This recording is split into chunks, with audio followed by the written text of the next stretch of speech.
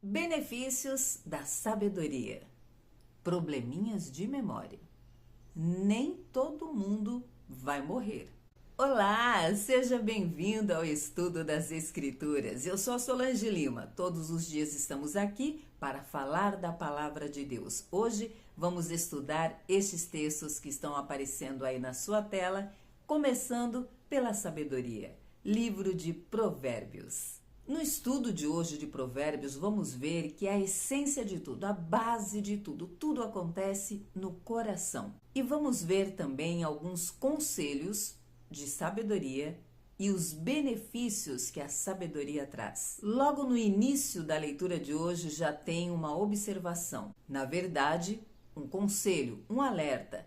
Não te esqueças das minhas instruções.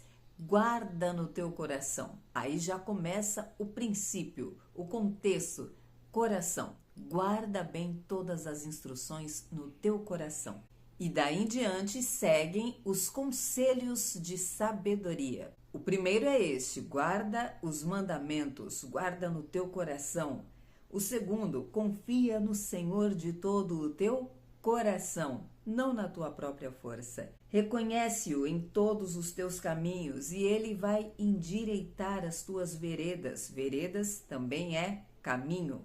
Não seja sábio aos teus próprios olhos. Teme ao Senhor, desvia-te do mal. Não negues o bem a quem tenha direito, se estiver em teu poder de fazê-lo. E quando ele diz para não negar a quem tem direito, quando você pode dar, estar em tuas mãos o poder fazer, ele ainda continua aconselhando e dizendo: se tens algo para dar, não digas ao teu próximo, volta amanhã.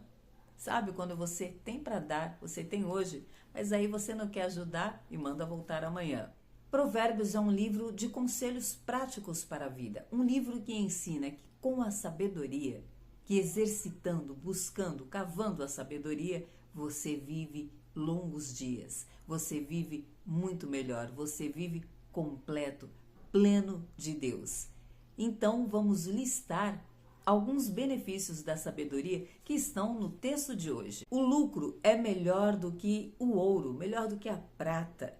Você consegue longevidade, mais tempo de vida. O seu caminho é de paz. Você tem felicidade.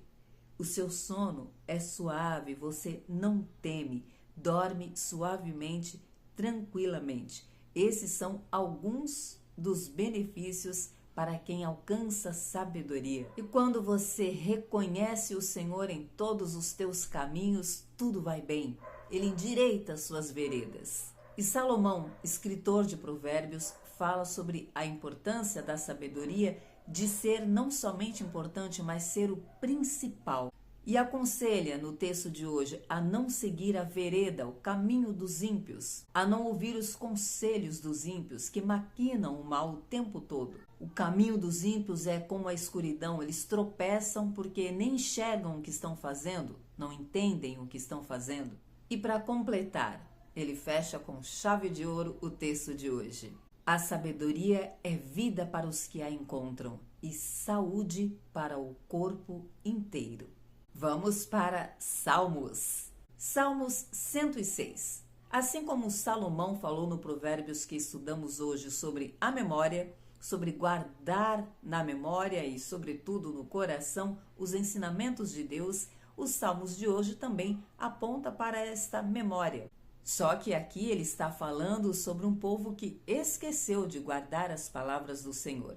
Ele está revisando os fatos, vendo a geração anterior, a geração de seus pais, mas reconhecendo que a geração que ele está vivendo repetiu os erros de seus pais. E ele diz: nós pecamos a exemplo de nossos pais. Nós, nos dias de hoje, podemos ter pais que viveram vidas erradas, fizeram escolhas erradas. E quando crianças, adolescentes, nós vamos registrando isso, criamos e desenvolvemos traumas, mas quando adultos, quando já temos entendimento, nós devemos buscar os caminhos de Deus, buscar corrigir a rota, chamar o Senhor, reconhecer o Senhor em todos os seus caminhos para que Ele conduza pelas veredas corretas e assim não repetir os padrões, os pecados dos pais, que é o que o salmista está falando aqui. E ele diz: nossos pais não se atentaram para as tuas maravilhas no Egito, sobre o que o Senhor fez no Egito, todo o livramento. Não se lembraram do teu imenso amor, das tuas maravilhas, da tua misericórdia. Pelo contrário, rebelaram-se contra o Altíssimo junto ao Mar Vermelho. E depois ele diz: apesar disso, apesar dessa rebelião, dessa revolta contra Deus, dessa desobediência, de terem se esquecido de tudo que Deus é e de tudo que Ele faz, ainda assim o Senhor os deu livramento, abriu o Mar Vermelho, e então o salmista vai narrando mais uma vez este grande evento que foi o livramento que Deus deu ao povo ao passar, ao atravessar o Mar Vermelho. Então, não tenha probleminhas de memória. Lembre-se de quem é Deus. Lembre-se do que Ele fez, continuará fazendo. Quando olhar para trás, olhe ressignificando. Lembre que você viveu sim problemas, dificuldades, traumas, mas veja onde você está hoje, quem você é hoje, de tudo que o Senhor já te livrou, e aprenda a glorificar o Senhor pelo que Ele é. Primeira carta do apóstolo Paulo aos Coríntios, e estamos indo para a reta final. Amanhã concluiremos o estudo de 1 aos Coríntios. Ainda falando sobre morte e ressurreição, um corpo glorificado, Paulo continua neste assunto e agora ele traz uma luz para aquele povo. Que carne e sangue não vão herdar o reino dos céus. Nem o que é perecível pode herdar o que é imperecível, diz o apóstolo Paulo no estudo de hoje. E então ele diz: vou revelar para vocês um mistério. Chega aqui para ouvir esse mistério. Nem todo mundo vai morrer. É verdade. Paulo está falando do arrebatamento.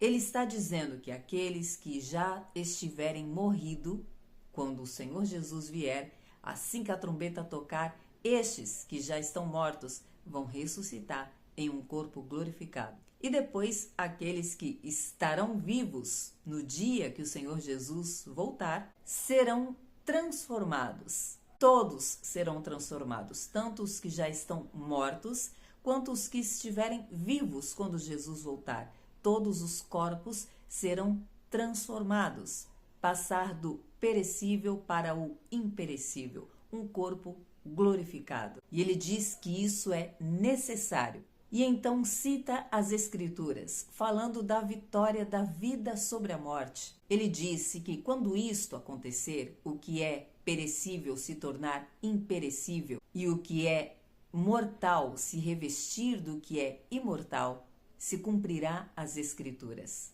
É o que estamos esperando. E aí ele cita o texto bíblico: a morte foi engolida pela vitória. Onde está, ó morte, a tua vitória? Onde está, ó morte, o teu aguilhão? O aguilhão da morte, diz Paulo, é o pecado. O salário do pecado é a morte. Mas, conclui Paulo, graças a Deus pelo nosso Senhor Jesus Cristo que nos deu a vitória. E para reforçar, Paulo traz um conselho aos seus irmãos. Portanto, meus amados irmãos, ou seja, sabendo disso, tendo essa esperança, sede firmes e constantes, algumas versões diz inabaláveis, sempre atuantes ou abundantes na obra do Senhor, sabendo que nele o vosso trabalho não é inútil. Quer comais, quer bebais ou façais qualquer outra coisa, faça tudo para a glória do Senhor. O seu trabalho não é inútil. Mantenha viva a sua esperança de que Jesus voltará. O seu corpo será glorificado.